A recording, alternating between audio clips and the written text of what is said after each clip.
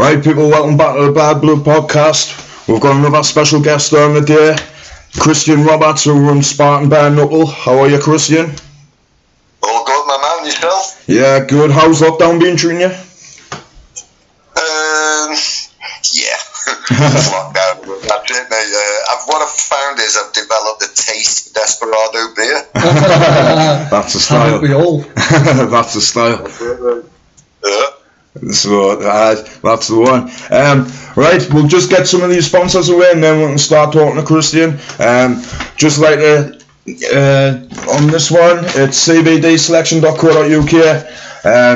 Check out their website. They've got plenty of products ranging from vapes, oils, e-liquids, all sorts of types of products.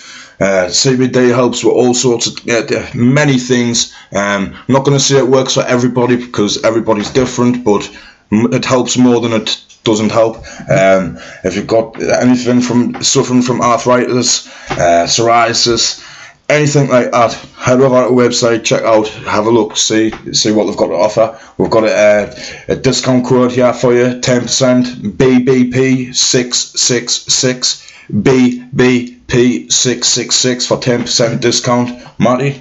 I just shout out to the crew of our New Hemp CBD, another CBD based business that they provide CBD oils, vape oils, CBD balms, stuff like that.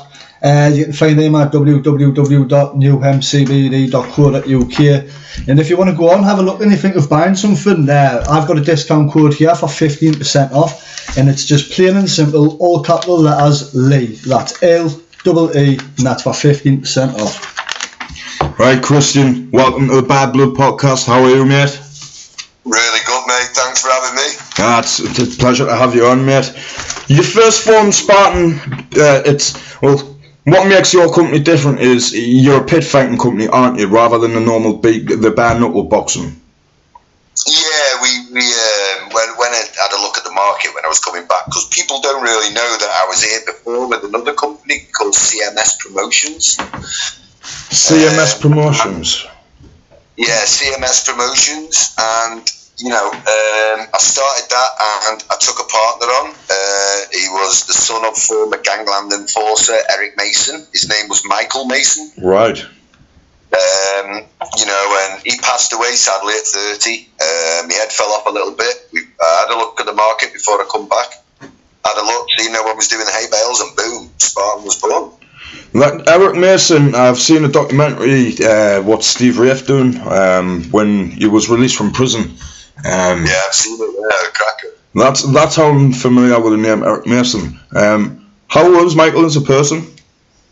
Oh, he's a cracking lad, Michael. I mean, he got a bad beat because of who his dad was growing up, but Michael famously wouldn't make anything easy for himself. He had a load of tattoos of the craze his dad and other people put on his body, and then appeared in the Daily Star called Crime Inc. With pictures of him all over it. So it's Michael's idea of staying low key. So yeah, we just kind of basically, he passed away at 30. Sadly, it kind of really affected me badly. To the point where I left the game. The company collapsed. I left the game. I didn't want to hear about bare knuckle boxing ever again, and then out of the blue I got a phone call, and my partner was telling me to, get back in the game, it's what you're good at, and I just didn't have the drive for it. And then I got a phone call off an old friend who's pretty well known in bare knuckle, and he's a pretty well known traveller, James Quinn McDonough. Yes, I've seen the documentary Knuckle. He come to me at a hotel, we had a bit of dinner and we had a bit of a chat, and he said, listen, the game's missing you, you're a character, you're a Marmite character, you've got as many haters as you have lovers, but the fact is you get the job, you're a good promoter, why don't you come back and give it a go? And came back and discussed it further, my partner and that, and it kind of tentatively put my toe back in, and we are where we are today. How long have you known James for? Sorry mate, you've gone low, I can't hear you. How long have you known James for? I've known James 10 years or so. Wow, what? Because that documentary Knuckle, that was brilliant, wasn't it? Fantastically done. That. How long was that done over? It took 10 years to film it. Wow. Quite a documentary. We followed him over a Wow. Bloody hell. Yeah. Right. So like I say, he was a very big part, along with Barton, and an influence of me coming back to the show, and really trying to make a go of it. That, coupled with the fact that, every time you turn, the news on, there's someone else been stabbed up, there's someone else been chopped up, and just sat here and I come out with a peace treaty that I put out with the company when we created the company, and basically we only started to go from town to town, and we put a treaty out saying, if you've got beef with someone in your town, communications broke down, and you're thinking of breaking the law or reaching for a weapon, don't do that, contact us, we'll put you in a controlled environment. And then we were sitting off really, waiting for people to get in touch really to see if we could get them on the show as good matches, and then settle it, shake hands, have a pint, no one dies, but then it changed, everyone started getting in touch and saying we want to fight the shows anyway, so we decided to just run it as a full show. Yeah, I couldn't imagine the stresses and how hard it is to try and get a company that's not your company, the sport in whole, like it's sort of frowned upon. Not to me, not to my team, because we love any form of combat sport. But how stressful was it to try and get this off the ground? My health suffered really bad, I'm not going to lie. Because, you always, no matter what you do, whether it's the way you cross the road, the way you ride to the shop on your bike, you're always going to have someone who says you're wrong, somebody who doesn't agree with you, haters. Haters play a big part, they fuel you to carry on. But the stress levels, bare knuckle fighting is not the easiest sport to get in, and we're a new company. Obviously, the established companies don't want to see us where we are now because, there's other promoters out there with big venues who spent hundreds of thousands to get where they are today. And I've just done it for fucking fun. Yeah. But admittedly, the first 2 years, probably the hardest I've ever had it. You talk about health implications. How can you explain them? Well, yeah, stress, anxiety. I actually contracted a really bad chest infection, borderline pneumonia, down to stress because it kills your immune system. And then I was trying to do it all on my own, and then I took on a team to help me, an event organizer called, we'll call him Paul Spartan in this interview because he doesn't like to be known in that world, so we'll call him Paul Spartan. Got an event manager, got a fight manager in Stephanie Bogano. And I just found that things started, the workload started to lift. I think my biggest mistake to begin with was I thought I could do it all on my own, and I really can't, So in the last year and a half, I've learned the value of having a team around you, Like I say, my partner's been a massive help. Yeah. How long logistically did it take for you to get things off the ground? It's only really, to be honest with you, it's only been really the first show was underground. We had about 20 people there. Yeah. We weren't on the license off the police, so we, fuck them, we did it anyway. We made sure we didn't cut any corners. All the medics were there. We had no staff. Everything was in place, but we just didn't have a license. We run it. That's all the police had done. No trouble. They weren't called to the event. Bang. Then the second event was pretty much the same. No license, not a license for it. So I then got into a bit of a wild one with the police and said, listen, I'm going to have this event next up. He said, no, you're not. If you do, you'll go to jail. I said, listen, I'm having it. I'm going to post the pictures on your police website. So that's exactly what I did. And the third time when we announced the show, they actually called me in then and said, listen, if we can't stop it, we'll work with you, but you're going to have to adhere to rules, which we do now, and we're fully legal licensed. Only fully legal licensed bails company, as far as I'm aware, in Europe. So, do you know in those first couple of shows, how difficult was it to promote them? Oh, mate. Well, my group on Facebook is closed, but we're not naive enough to not know that there's undercover agents in it and stuff. So, what we did was, the first two shows, we planned them meticulously, and the day before the fighters all got a location, and they passed it to the people that they sold tickets to. They were told to only sell tickets to people they knew. Yeah. So the second show, which was the one that kind of started making people think, hang on, this is all right. We got 400 people to that show, and luckily all the fighters sold tickets to people that they knew. So we knew there was no stakes, but I come outside the tent on Spartan Wars to one of the doormen come and got me and went, come out here and have a look at this. And when I went out, it was a big police drone hovering over the circus tent. Wow. No way. So we did the middle finger salute. We went back in, we finished the show, packed everything up, Scott. Bloody hell, that's crazy. That's mental. Yeah. That is crackers. What you said you had trouble with Doncaster police, hence why you had to move to Bradford. Yeah. Why did they frown upon it so much? I can't remember, to be honest. I mean, he called me in. Mm-hmm. He called me in, and I do want to give him a shout out because he is a stiff. So, Andrew Steele, licensing officer in Doncaster,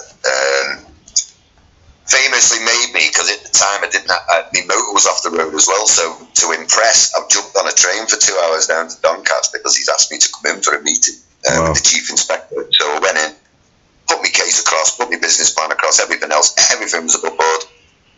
He went out the room, he come back, but while he was out the room, me and the chief inspector had a bit of a chat. He shook me hand, he said, I'm a massive fight fan, mate, if I can help you out here, this is definitely going to be on. And within the space of the Thursday, I went to see them. They were going to give me a decision on the Monday. A young, upcoming, really good boxer was shot in a pub just before, I think it was the Friday or the Saturday. Belly, rest in peace, man. Big shout out to him. He was a very promising boxer. He was shot dead in a pub through a window by a lad. And they emailed me on the Monday and said, in the light of what happened, we don't think adding more violence to the community is what we need right now. So, which I understood, and I do still understand to this day. Yeah. But then to say to me, put a license in for Spartan 4, we'll do that for you. Then I put it in, they knock back, they keep the 30 quid off the license. It's just a license to buy a round of drinks at the next council doing it. But he kind of told us in his own words, and I do quote unquote Andrew Steele, you will never have a legal license show in my town. That was his words. So we moved it up the road, 10 miles to Bradford, 20 miles to Bradford, no issues. Had our first show on a football pitch in the circus tent, absolute classic. The lights failed at the end of the show. So we got all the crowd up off the feet, lift 250 kilogram hay bales into the field outside of the spotlights, and we threw them in the pit to let them finish the show. That's how you do it, eh? Improvisation at its finest. Overcome and adapt. Improvisation, and I think that's when people thought, you know what, this kid's really trying, Aye, good crack, mate. From that point, Spartan 4, that the public really got behind us then, like. Yeah, how different did you, because clearly from the first couple of shows you expressed difficulty in promoting, relying upon trust, upon friends who knew wouldn't say nothing, stuff like that. How was 4 compared to the others? Again, we had it, I think 4 was it. Yeah, it was on the field in Bradford, sorry, yeah.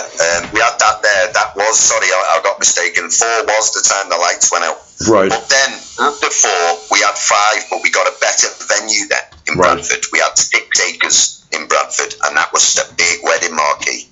And that was a massive step up from us, because, we're not embarrassed about our roots, right? Mm-hmm. We've got rival promoters saying to us, they're a bunch of clowns in a circus tent. Now, these are millionaire rivals who are sniffing around my fighters now, so they're signing clowns out of a circus tent. But we're not embarrassed about the roots. We started in a circus tent, then we moved to the wedding venue, and everyone said, wow, this is a massive step. And then the last show was in a 4-star hotel in Bradford, which was pay-per-view as well. So listen, in 3 shows, we've gone from being in a field with everyone wearing wellies to being in a 4-star hotel and being pay-per-view around the world. Good stuff. That's a big jump. Big jump in class. You're saying, mentioning how difficult was it to get in matchmaking from 1 to 5? Did it progressively get easier, or with the more you're doing? It's getting easier now because because I've seen some of them fight before. Right. So I can sit down and say, right, he's going to be a good fight for him. He comes forward, he gets on the back foot, he'll trap him in an 8v8 space, and then the guy on the back foot's going to have to fight. You can get technical then, but when it's new faces, it's harder to do. So that being said, we've not just got Spartan anymore. We've got Spartan Wars New Blood, which is a company that runs behind us and it finds new talent and puts them. They have a free fight deal. If they impress after 3 fights, they're offered a professional contract. But the beauty of that is, I've seen that fighter fight 3 times. I know how he works, so I can match him with guys on the main show who makes for better fights when you know what's coming. People laugh at me when I say this, Christian, but there's a technique to matchmaking, isn't there? It's the hardest job in the world. It is. Because if you make a mistake and someone gets hurt, it's on you. Because and let me just say, a typical example of this was Spartan Wars 5. Tony Meehan is our world lightweight champion. Now, he come into the sport fighting a guy for the vacant world title. The guy was meant to absolutely cream him because he was good. But the guy who was fighting turned up and quit after 10 seconds and worked out the pit because he couldn't be asked. So Tony found himself in a fortunate position where he got the world title by doing nothing. Then in his next fight, I matched him with a guy who had never seen fight again, and he beat him in 10 seconds, and everyone was knocking him. So the third fight, I picked the well-known fighter, and as I'd seen Tony fight twice, when I announced the fight online, I had over 200 inboxes from people on Facebook calling me a shithouse, a wanker. I never had a clue what I was doing. The guy he's fighting's twice his size. I had to get the guy to weigh himself online to show everyone he was 11 stone 6. Wow. So then we couldn't believe the size of him, and they were saying, oh, you've got it wrong. Tony's only had 2 fights. This guy's had 7 fights. He's going to get battered. Tony went in and beat him. Absolutely battered him. Not one person inboxed me and said, bloody hell, Christian, that was the best fight we've ever seen yet, because it's still one of the best fights we've seen on Spartan to date. See, that comes in this business is a time where you must take a risk. It's inevitable. Whether it's just inevitable. It helps improve the fighter's potential. It greatly enhances the skill, and it doesn't become laboured in performance when they're just fighting the same level of opponent all the time.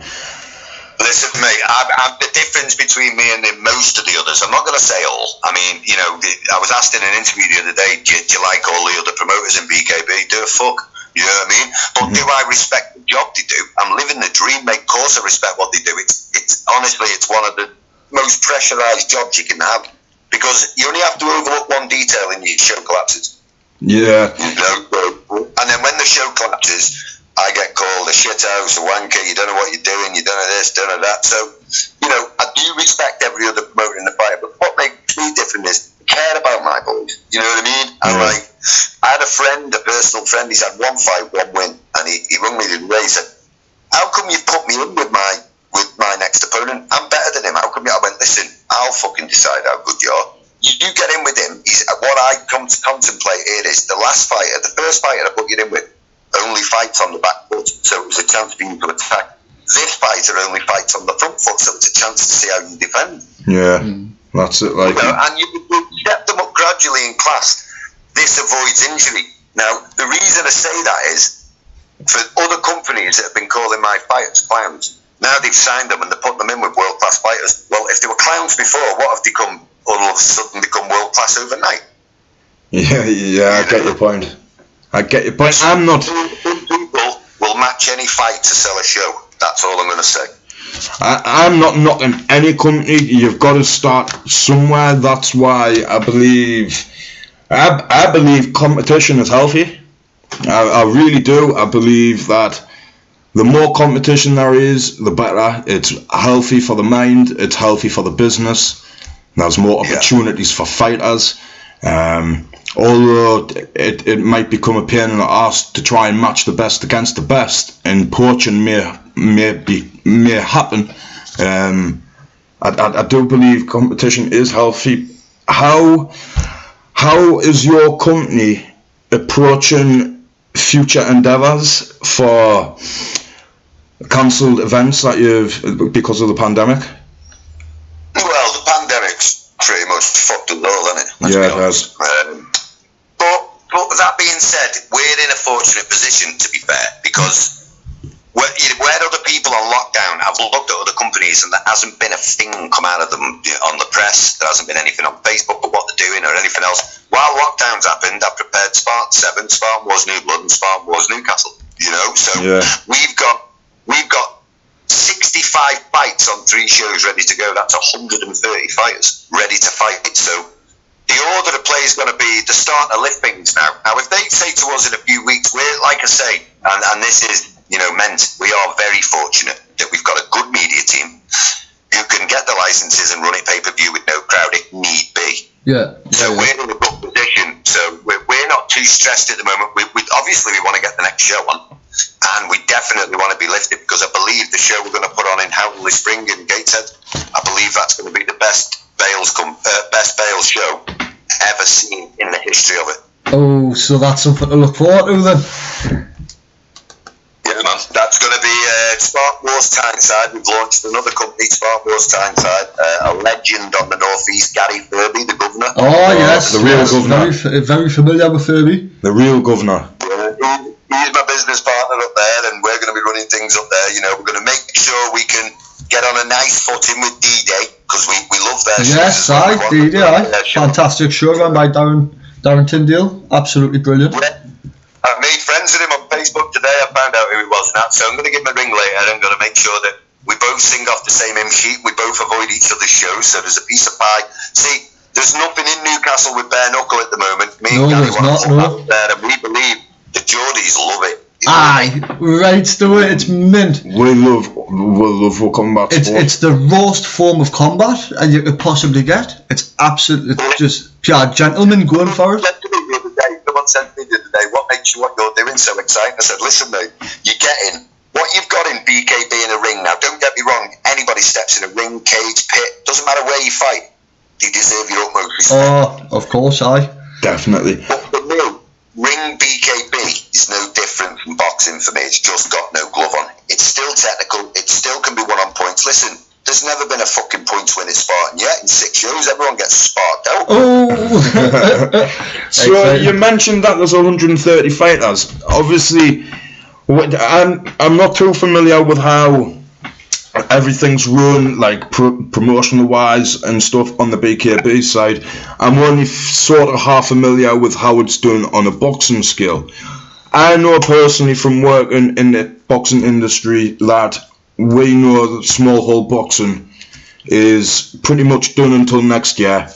How is Spartan Wars working around to, not how can I put this, we're former fighters, we've got a biased point of view, but we see everybody's point of view. For the fighters, how is everything going to be accommodated for them, or peer wise, ticket wise, is there restrictions here, is there restrictions there? How does the truth is, we don't know. The truth is this, I can't reveal too much about Bradford, but all I can say is things are looking up really fast. Yeah, that's good. That's good. We originally named the 8th of August for the show. Now, you know, it's all going to be down to Big Bad Bozzer, isn't it? Is he going to lift the restrictions? Is he going to carry on being a dick? Who knows? I mean, do I respect the virus? I respect the virus. I believe in the virus, but do I believe it is as bad as the government made us believe at the beginning? Not for healthy people. It is for elderly and people who are vulnerable. I get it. Yeah. But I just think it's a really strong version of the flu, where it gives you a chest infection or pneumonia. Which, yeah, we should be taking precautions and everything else, but come on now, you're opening pubs, you're opening all things, but you can't open, venues like that. Yeah, I understand that. If you're opening a boozer, how can you not open a sports venue? That's what I'm saying. People are going to be boozing in a sports venue. See, that's the thing. That's where my first initial worries were when all this come out, was because my interactions with not too well-known fighters. I'm not being disrespectful to them. They're just starting out their careers. But they were all based on ticket sales Now, I posted an article from Boxing Scene when this was all first happening, from a friend in America, and I got a bit of backlash from the fighters saying, how's this going to work when we've had income capped and stuff like that. How much of a headache has it been to work around that? Everything's been a headache, mate. I mean, at the end of the day, we've sent all the tickets out to the fighters now for Newcastle. Now, what we've done is I put a memo up the other day saying nobody has to pay for the tickets, nobody has to do anything until we've got concrete in. We know what's going on. Now, I spoke to some officials the other day. Now, here's what lines they're thinking along, yeah? Now, the lines thinking along is this. He said it could be that you have it and you've got a selected amount of audience. Or it could be that they let you have a full audience, but they've all got to wear masks. I mean, I'm being realistic here. Who the fuck's going to wear a mask after 5 pints? No, exactly. That was one of my initial reactions when the British Board of Boxing Control were trying to put stuff out. I just couldn't see how it would work with, because some fights need a big crowd. I mean, for instance, your man Michael Marshall, he's not his type. Well, just my personal opinion from watching him. He's the type of person who thrives off that good crowd. Yeah, you're right. Spot on. He absolutely seems to just relish it, and to me, a crowd brings extra performance out of you, extra incentive. I agree, and one of the things I said was if we did run the show in Bradford, not Newcastle, Bradford, one of the stipulations I said was we should put it to the fighters first and foremost and see if they want to fight in with no crowd and stuff. But then I had the thoughts of, I watched the UFC a couple of weeks ago with no crowd, and was that weird? It's not the same, mate, is it? All the men talking and the commentators and everything in the pit, in the cage. So one of the things I've said to my event organiser is, if it was run by the fighters, would they prefer to have the fights with no audience on pay-per-view, but in the background have a DJ play like a cheering crowd? That's possible. You've got to have these conversations. This is what I'm saying. This is how we get around these problems. When we're having these conversations, though, isn't it? It is. It's weird because I tell you why. I never ever thought. Nobody ever thought this type of stuff would happen. I mean, it's just out of the blue, really. In February, we were practically living what? We were normal. Everything was fun. Well, to be fair, mate. To be fair, my partner's dad passed away Christmas just gone. I'm sorry to hear about that. Yeah, no problem. But we kind of lived with him for the full year up until Christmas in London. And in November, I shit you not, I was that ill that I thought I was going to fucking pass. I'm not joking. I was in bed for 3 days. I mean, she come in the room and said, it smells of dead bodies. I was no. So I had a chest infection. My eyes were streaming. My head was banging. My ears had blocked up everything. I got a thing with the doctors. They said, you've got a respiratory infection, that's all. Have some antibiotics. 3 sets of antibiotics. 3 weeks later, I managed to get to my feet. But I really believed the end of November, start of December last year, I had COVID-19. I believe it. Yeah, I'm a firm believer in that. My partner was absolutely ill. She couldn't hardly breathe. Honestly. And not just that. Do you know I'm saying crappy. Do you know the Parliament channels? on the red button, they had a thing like breaking news on the bottom, COVID death chart in between 28th of December and 28th of May. I was thinking, hold on, this virus only come out when was it? March, April time, was it? And you're saying the death rate is in between December and in May. However, something's not right there. No. The whole situation stinks in my eyes. Does? Well, I said a while ago,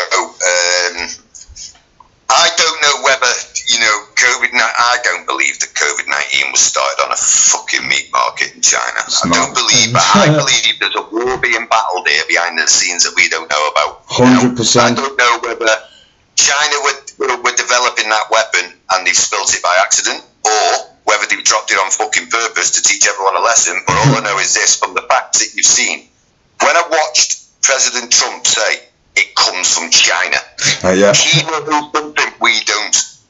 Definitely. Because Porter questioned him and said, why are you being racist? He said, it's not racist, it comes from China, and that's that. That is, do you know what? I'll probably get a bit of backlash for saying this. Some of the stuff he says I do not agree with, but his policies and the way he's going about them, I agree in some sort of way, because he's straight talking, he gets to the point, he doesn't cut, he wants to benefit Americans, and that's his people. I'm all for that. What? Well, the bottom line is this, mate. If we, I'd like to get this straight. I'm in no way racist, and I'm in no way prejudiced, and I welcome some of my best friends are Asians, some of my best friends are foreign, but Yeah. why the fuck are we letting people in this country without a trade? Why aren't we like Australia or like Trump's being now, saying fuck off, you're not coming in? Yeah. Like I say, I'm not a racist, far from it. I don't hold a grudge against a man for his colour of his skin, his nationality, his religion, or nothing like that. Very, very straight down the road. I'm a fair person. Your type of characters in your promotional company, who is your main guys? Me main guys? Mm-hmm. Okay, there's too many to list, to be fair. We've got Michael Marshall, he's the world heavyweight champion. Yeah, that's the guy. That's the one who I've been watching. The machine. Yeah, 1,000. He can fight, man. He can fight. He's a travelling kid as well. Like, he's a traveller heritage. He can really scrap. Yeah, he's a tough kid, man. You've got Tony Meehan, lightweight world champion. Yes, I'm sure he just followed the podcast, so a big shout out to him. Yeah, massive shout out to Tony. Big nice one, Tony. And we've got a guy as well, Robbie Adamson, British lightweight champion. He's going to be one to watch along with Tony. His last fight with Jacob Williams, mate. I'm telling you now. Just about to say that.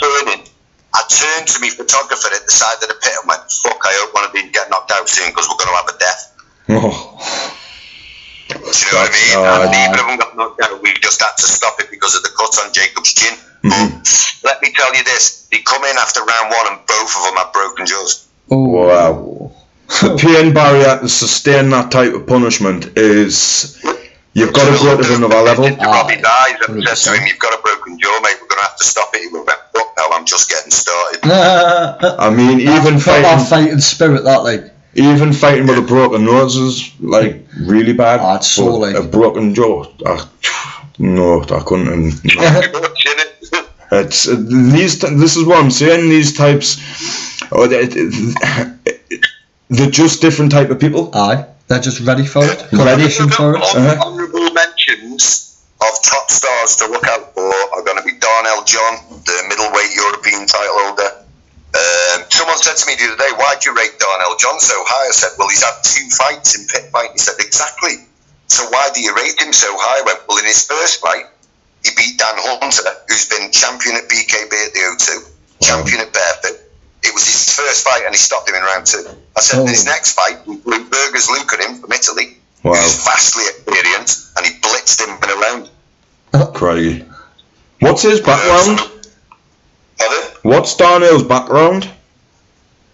He's just a normal guy who lives on an estate in Doncaster who's had a few boxing matches but had fell out of love with the game, seen pit fighting, come along. The minute I looked in that kid's eyes, I nearly pissed me pants. He's so intense, mate, honest to God. And I just thought, this kid has got that something in his eyes. You just know that there's something different about him. What weight's he? He's middleweight. He's 12 to 13 stone. Craigie. So, Christian, you've got like 130 fighters. How many divisions have you got? 6. And we're extending it soon. At the moment, we've got lightweight, middleweight, super middleweight, light heavyweight, cruiserweight, and heavyweight.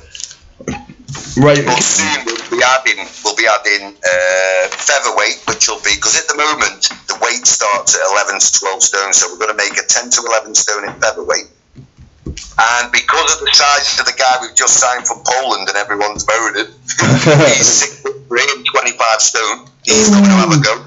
I'm 6'3". Now everyone's saying, well, you're saying heavyweight, 16 stone and above, but if you got a 16 stone guy getting in with a 24 to 25 stone guy, that's 9 stone extra. There's still a massive difference, isn't there? Huge difference. Who's it? So we're going to give them a tiny bit of leeway, and in October we're going to make a super heavyweight division, which will be 18 stones plus. Oh, excellent.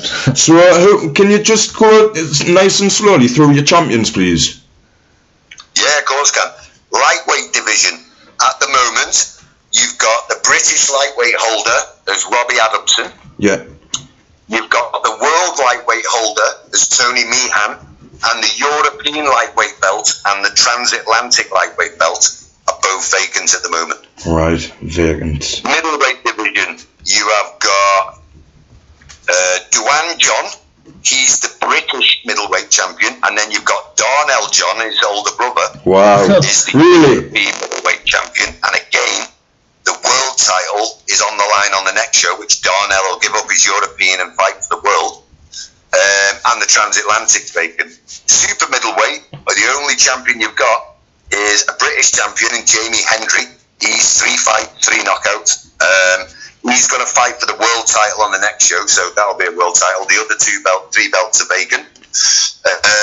Light heavyweight, you've got the British title being contested on the next show, on the Newcastle show, between Darren Wilson and his opponent up your end.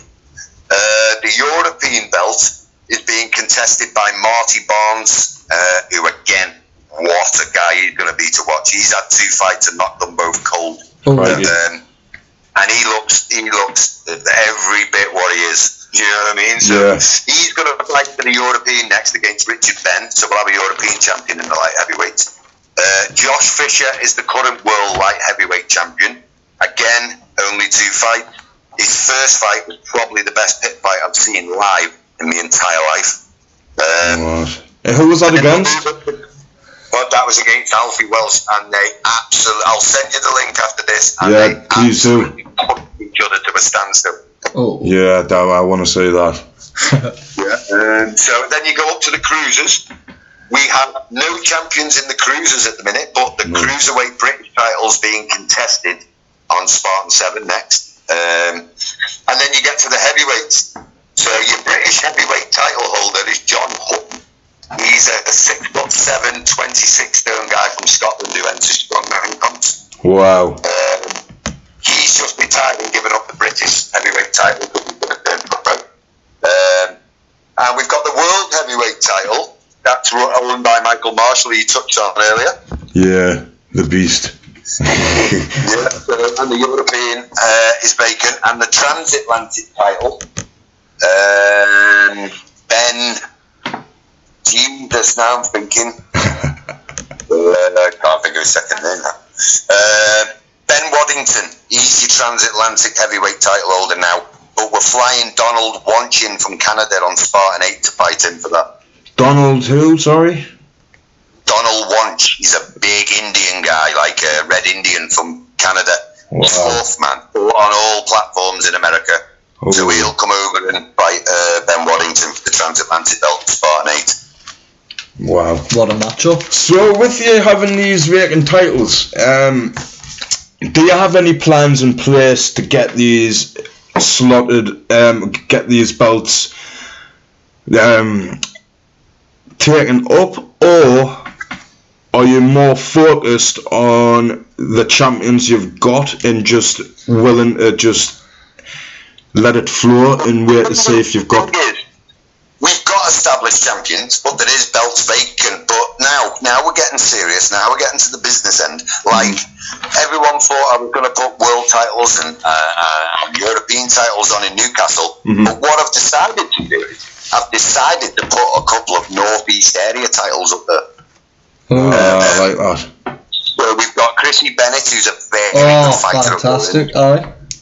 Definitely, he's a really, really good fighter. I can give you a bit of an exclusive here that Chrissy Bennett has just signed a pro contract with us for the next year. Mint. That's And that kid can really fight, by the way. I can't. Well, actually, it's funny you should say that.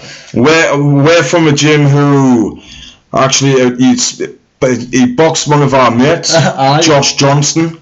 Josh is only a young'un, but he put up a good fight against Chrissy. Chrissy even said that was a tough kid. But yet, I'm very familiar with Chrissy's. And the thing is as well. Do you ever remember a fighter called Martin Conception? Yes.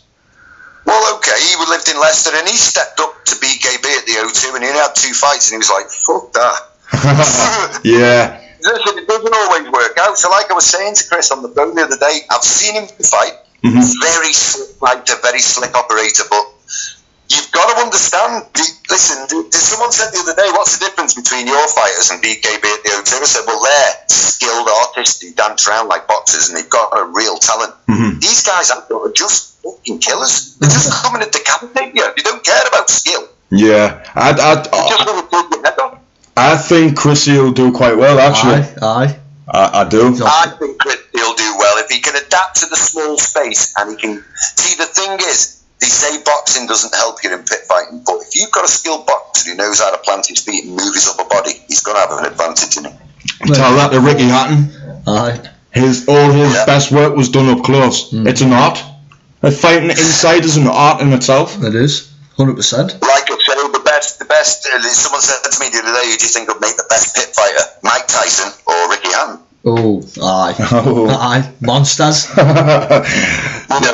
Both of them notoriously, when they got close to you, just took the wind out yourselves, didn't they wanted to hurt you, like they wanted to be up nice and close while they did it as well. That's what I'm saying. I think Chrissy will do well. I think his style's suited for that. That's a good transition. That. Another kid who's been a pro up there as well, called Bullet Curran. Yeah. Aye, Dougie. Yeah. Dougie Curran, looking forward to seeing him fight. What a nice kid he is, by the way, as well. He's a top lad, Dougie. He's done well for himself in his professional career. And I'm looking for, again, see, things like this to me, when I hear about the records and the reputations, is the interesting part for me isn't will he win or not, it's how will he adapt to that arena. It's a total change of atmosphere. Yes, he's still there to fight, but it's in a pit. It's not going to be like a boxing match. See, the thing is, with it, they say to us, what's the rules? It is exactly the same as boxing, what we do. We don't have any rules or anything else, apart from if you get dropped, you get 20 seconds to get to your feet. I've seen that before on shows. But all the other rules are the same, apart from we do encourage a little bit of dirty boxing. If you're up against the males and you do put your arm around his head and pull him down and start whacking him, that's okay until it gets out of hand and then he'll be ripped apart. But on the whole, if you've watched the fight, you'll know they look pretty professional. They do handle themselves pretty well, the lads in the pit, to be fair. It's like I say, it's an art in itself. I honestly really do think that, like you say, not all boxers can adapt to this sport. It's just not for everybody. Shots are thrown different, angles is different, defending's different. There's no point in defending with your hands in a ball because you end up cutting yourself more times, hitting your own face off, taking punches. The thing is, the perfect example is this. Michael Marshall, who you've just touched on, you said's a beast. I mean, you see him in the pit, what a fighter. He got in the ring on a glove fight a couple of months ago against a guy who wouldn't live 30 seconds in the pit and got battered. Bloody hell. No way. It's horses for courses, isn't it? I mean, Marshall is born to be in that pit. You know, I mean, that's where he performs. Tell me another guy who turns up to a fucking pit fight in Levi 501s and a pair of Timberlands. I like that style. That's the style. I would love to get to speak to him at one point if we could. And Michael, if you're listening, I know he feels that strongly about it that I actually fired him for turning up in them. Wow, what a character. So, Christian, he's a young road guy, and the first thing he did was You know, he rung me up the next day and he said, all right, I'll wear shorts, boss. I went, okay, mate. I said, listen, I'm not trying to flex my muscles and make you do what I'm telling you. I want you to look professional. He went, no problem, boss. You have my 100% word on the fight. Turned up in his fucking jeans and Timberland. It's a character. So, Christian, moving forward, what have you got? What's the ideal scenario for Christian Roberts' Spartan pit fighting? What's the ideal scenario over this next, say, from the Spartan Wars time side? Well, this is where we're at. We started in a field, as you know. At the moment, we've just done a bit of a deal with Cedar Court and Bradford. That old 750 we had our first show there, the last show. We sold that out and sold a good few hundred pay-per-view as well. So people are saying, oh, why have you committed to them for the next year and why have you done it? Well, it's quite simple. The next show's a 750 sellout already and we don't know when it's going to be. But the pay-per-view link's being bought as well now. So what we think's important as a company is we're going to grow that pay-per-view over the next year. Now, once we get a number buying that pay-per-view where you can say, oh, wow, we got 3,000 buys, you know, and whatever 50% of that pay-per-view is, I'm going to split it between every fighter on the card. No, that's the style. That's it, like, mate. That's it. Just do what Dana White does at the UFC. He gives half the pay-per-view in bonuses to the fighters, and that's what I'm going to do. No, spot on, that, like, absolute top quality. So, the plan moving on in Spartan Wars Tyneside, I mean, I'm going to speak, as touched on earlier, to Daz Tyndall, or whatever his name is. I'm going to have a chat with him. I believe he's a really nice guy, so I'm looking forward to touching down with him. I've already had a bit of a chat with Stevie Ray and a few others, and we've got some good guests coming Newcastle. We've got Sayers, and you know, we've got Nina Cranston, and Brian Cockrell, the taxman's coming to see you. Him. Yeah, good. I love Brian. Brian knows that. I've told him. Brian knows that. He's absolute gentleman. Brian is. Is he? So Steve's one of the guys who I've looked up to for years. I really have, honestly. And just his work ethic, the stuff he'd done selflessly, like in his early career, and it's only about time that he is doing stuff for himself. I look up to Steve a lot. His career, he's done fantastic for himself. He seemed a really nice guy. I spoke to him on inbox on Facebook, and he's a cracking bloke. You know, we've also got Norman Buckland, the governor. Wow, yeah. You know, the governor. He's our meter and greeter. Oh, and genuine fucking head case that just shouts from the sidelines, yeah, I'm the fucking governor. See, that's... We're having him on board, and listen, there's a good buzz about us at the minute now, and the place we want to be in Newcastle, we know the Geordies love a fucking scrap. So we're coming there, and we're gonna hit Rain the Arena. I can tell you now, if anybody's listening to this podcast and you're 50-50 on buying a ticket, tough. Because we've already sold 1,200 and 1,400 allowed.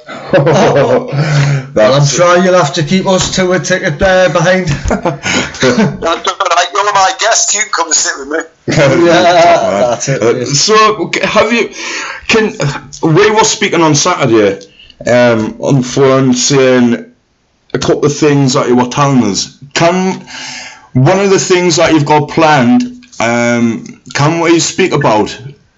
I don't want to speak about the guy, the question mark. I haven't completed the deal with the guy. I'm ringing him after you. But I expect in between that, if I've got the announcement to make, I will make sure that you can plug it on your podcast in some way. You're the man. I appreciate that. Because what about your plan for a certain type of reality thing? What was spoke about? Can you speak about? Yeah, man.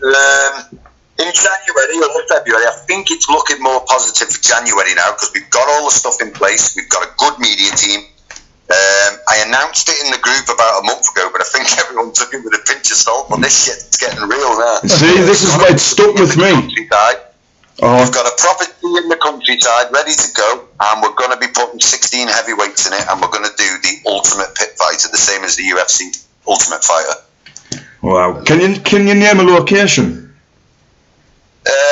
All I can tell you at the moment is in the countryside because we've got to get the permits for it. Yeah, stuff. That's absolutely fine. Sorry, listeners. He sounds amazing. I will definitely nip down every Friday night and throw a couple of trays of Stella in and stand back and watch the cameras. That's a style. Because I like that concept is I'm looking forward to it. They're in BKB, have they? No, that's what I'm saying. I'm looking forward to that concept because this is definitely it's going to unearth some what you already know as their characters, but it's going to give us opportunity to see them not just in the pit. I ain't fucking about it either. I'm flying in people from America, Poland, Italy, Spain. Crazy. Listen, this isn't just going to be Spartan fighters. These guys are going to be fucking killers, and whoever comes out of it comes out 10 grand richer with a professional contract and a shot at the heavyweight title. Bloody hell. It doesn't really get much better than that, like, does it? Well, mate, I mean, at the end of the day, you know, we're just looking to bring something a bit different. The company's different, the arena we fight in's different, you know, and you know, I have all these different promoters who, ones in particular, I'm not going to name, I'm not going to give my time, but they're constantly slagging us off the constantly there. What are you worried about? Yeah, We're not worried about the time of our fucking life. That's a style, like. So, you know, the age old, there's enough of the pie for every promoter out there. You've just got to be civil to each other. That's it. Like I said previously, I believe competition's healthy for everybody. I believe that as well. Honestly, the only problem is no one the fuck is doing the A-bales. That's what I'm saying. It's a shame because imagine in the tournaments you could have between promotional companies, between fighters who you could match between each other. Well, I have put a thing out last week and said in 2021, round about February or March, we don't give a fuck who you are. Come over and see us in the pit and we'll smack you up and send you home. That's it. Any other promotion out there who thinks they can convert from the ring to the pit, be my guest. In the promotion, right? That's something to look at. That would be something to look forward to. It would be good if a station or a company could pick it up and get a team from a certain promotional company, or either promotional company get a team from each, get their weight categories in, unnamed team members, and then scrap off team member by team member. I would like to see that. Yeah, and another first for the UK, and another first for bare knuckle fight, and another first for anyone is. On Spartan 9, we're going to have a fucking three-a-side fight. I've seen them in America, a three-a-side fight. In fact, I've seen them. I'm sure I've seen a couple of team ones in Russia. I'd love to do something like that. That's the type of thing you would do. The funniest bit of it is, though. Can you repeat that? Sorry. What's that, Christian? Gary Furby doesn't know he's reffing it yet, but he fucking is. That's honest. That's when he reffed his first pit show, he come out to me at the bar after. He said, "Fuck me, mate. I've been punched more often than the fighters." So the crack sense of humour, Gary. Hard man as real, like. Real hard man. Real hard man. Listen, he's as tough as they come. You know, we're doing something behind the scenes with Gary. Another thing is as well, Gary Fraser in Scotland, very, very good director of films and all other stuff. They've just agreed to do a documentary on us, and the culmination will be finishing it in Newcastle. Wow. Yeah, that's absolute fantastic news. Brilliant news, that's big. Going to be a banger because the following. Congratulations. And Michael Marshall in the build-up to the fights at Newcastle. Wow. See, because there's only been a few made. I mean, we did get that series on Netflix. What's that? Mine's went blank. Was that Fight Club with Sean Smith? Yes, that's the guy. I can't believe I forgot his second name. And what they do is nowhere fucking near as good as what we do, don't worry. Because that's what I'm saying. There was that one, and there was a James McCrory one. That's the only two I've seen on YouTube, and Knuckles, but obviously with that being a 10-year, following James for 10 years, that's on a bit of a different grand scale. Because James is a really good friend, you know, we speak quite often on the phone, me and James. He rings me a couple of times a week. And I remember when we first met, he's like, "Have you seen Knuckle?" I was like, "Well, no, what's that about?" I'm in it. And I remember watching it, and at the end of it, when I turned it off, that's probably the best fighting documentary I've ever seen. Yeah, it is a really, really good Absolute documentary. classic. I love it, honestly. It's pretty good, like, you know what I mean?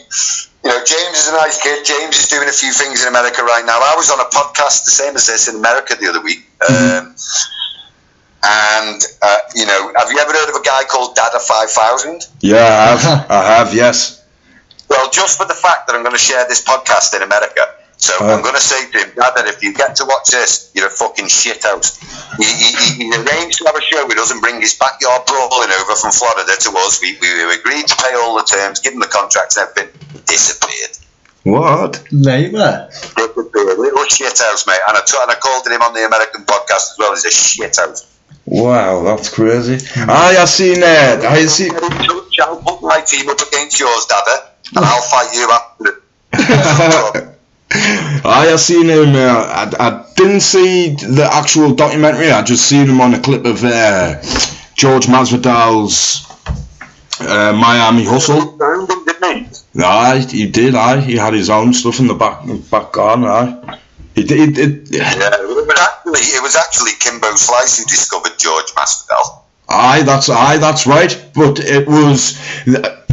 I'm familiar with that story. It was the gym that George Masvidal was fighting out of. That was like I think it was his Thai coach. His Thai coach was having like a backyard fight, and it was actually Dada 500 or 5,000 or whatever it is. I remember it when he had the ponytail in and that. Yeah, I think that's the one. Yeah, that's how I'm familiar with him. But I do remember his fight with Kimbo Slice as well. I remember that. That was crazy, weren't it? You nearly died of a heart attack because he's that unfit. If you're listening, I'm ready to serve you up. But anyway. Yeah, that was definitely. I'm sure I was pumped full of steroids as well. I'm very positive of that. Yeah. I'm sure I read of that. He's a clown anyway. He got all our lads excited. He was putting the contract in the post, and I sent him a couple of videos, Michael Marshall's and Jacob Williams's, and I never heard from the fucker again. Into the wind. Into the wind. Good idea till it becomes reality, isn't it? Right, that's crazy. So, right, Christian, can we possibly get another hour out of you, possibly Thursday or Friday? Of course you could. Because, like I say, there's a couple of things I want to touch upon, but like I say, I'm stretching it for my bandwidth. The last podcast was extremely long. We're having to do part 2. But this is what I want to continue from as well with you as well, because like I say, can you give a couple of shout outs to my sponsors? You can plug your sponsors for as many times as you want. Okay, so we want to give a shout out to Ecotech Systems, the Governor Sports and Nutrition, Scott West Shellfish, Pickley Entertainment, Pay Me Caps. Oh fuck it, I don't remember anymore, mate. That'll do. Right, like I said, I really want to get another. It'd be great to get another hour away because there is stuff that I want to go over. It's just I'm hitting my limit. But honestly, Christian, you've got no idea how much I appreciate you taking the time to speak to the Bad Blood podcast. You've been an absolute diamond. You've spoke it how it is. You've told it how it is. And we couldn't ask for no more than you, to be honest. I really appreciate that, mate. You've got no idea how much I appreciate it. Start Moore's Tyneside because I'm going to get you both off your fucking bonnets. I look forward to that. Christian, that's on you, that. Right, thanks very much, Christian. I appreciate that. If we can arrange this for, like I said, Thursday, Friday or Saturday, I'll greatly appreciate that. Yeah, man, you've got my number. Just give us a hit, and we'll sort it out between us. Yeah. Oh, fantastic, mate. I look forward to it, mate. It's been a pleasure. Yeah, same to you, mate. Thanks very much, Christian. Bye, mate. Bye, mate. Ta-da. That was there's some good things to look forward to there, like. Crazy guy. Looking forward to that. He's said it how it is. I like him. I like him. I'm looking forward to the stuff that he's got planned. I mean, it's interesting to say the least. Definitely. I'm intrigued with this reality, pit fight off and that, that sounds incredible. That everybody's got to start from somewhere. We're starting from the bottom. Everybody's started from the bottom. Christian's made success so far out of the shows he's done. So, and us at the Bad Blood podcast, can't wait to see where he ends up. Wish him all the best. Like I say, everybody's got to start somewhere. To see where he's started from and to where he's getting it to. From a field to a 4-star hotel. Good impressive. Stuff, that, impressive. Again, I'd like to give a shout out to the sponsors, Supreme CBD. For what a mistake. Shout out Supreme CBD there. That's Anthony Fowler's guys. Sorry about that, but there you are. CBDselection.co.uk. And the guys over at New Hemp CBD. Give a look out. Go and take a look at the website, see what products they've got to offer. Again, would like to thank Christian for his time. Spartan Wars, pit fighting. Check them out. Crazy times ahead. Stuff to look forward to. Again, thanks for listening, and we'll look forward to bringing out the next podcast. Alright, right. Ta-da now.